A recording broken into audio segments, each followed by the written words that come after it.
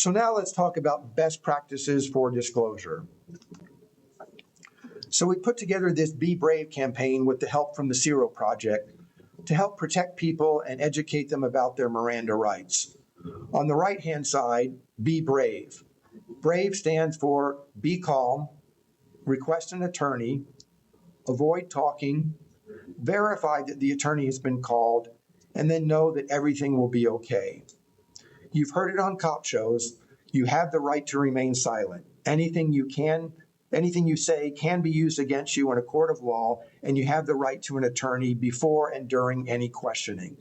So we want clients to understand and exercise their rights because people continue to be charged for alleged non-disclosure even if they're on effective treatment. What we don't want them to do is accidentally admit to doing something wrong. Like, I know I should have disclosed, but I didn't. When in fact, if they're undetectable, they didn't have to disclose. And maybe they didn't understand that, but if they start talking without a lawyer present, they might say something to undermine their case. We also know that people aren't being educated accurately on the law, and they're also not being educated on how to protect themselves from false accusations. We put together a Get Help page on our website that gives further guidance on what to do to protect individuals from false accusations, and a bunch of resources they can share with their lawyer that helps them understand the science behind U equals U, low-risk sexual acts, and how to provide a solid defense. So please, you can get these Be Brave cards from us, share this Get Help page if a client is facing charges, or just go check it out yourself to educate yourself further. So ultimately, with disclosure, if it ain't written down, it didn't happen.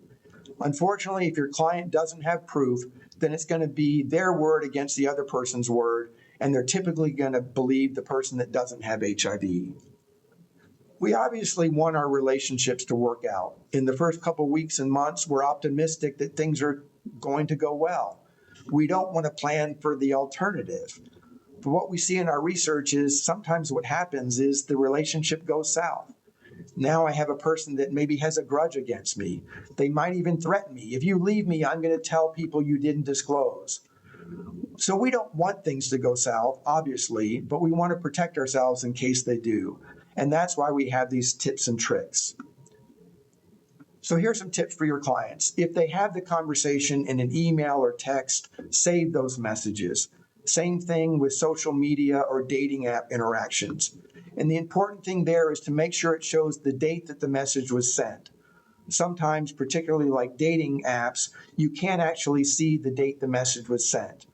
What I tell people to do in that case is take a screenshot, a picture of that interaction on their phone, and then they'll have a date and time stamp embedded in the file, and they can use that to show, hey, this picture was taken on such and such a date. That's when the conversation happened. Now they have proof.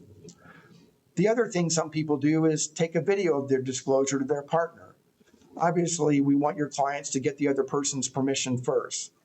And I know this sounds a little awkward to do so, but what I tell people is these tips and tricks are here to protect you. It's a lot more awkward to have to defend yourself in a court of law and not have any proof. The next one is probably my favorite and the most practical. Tell your client to go ahead and have the conversation whenever it comes up naturally. It might be before they have sex for the first time. It might be on an initial date or two. Go ahead and have the conversation, and then the next day, tell them to send their partner an email and CC themselves and just kind of recap the conversation. Make it kind of conversational like, hey, I'm glad we had a chance to talk about my HIV status before we had sex last night. Here's some more information about HIV in case you have more questions. I look forward to seeing you again.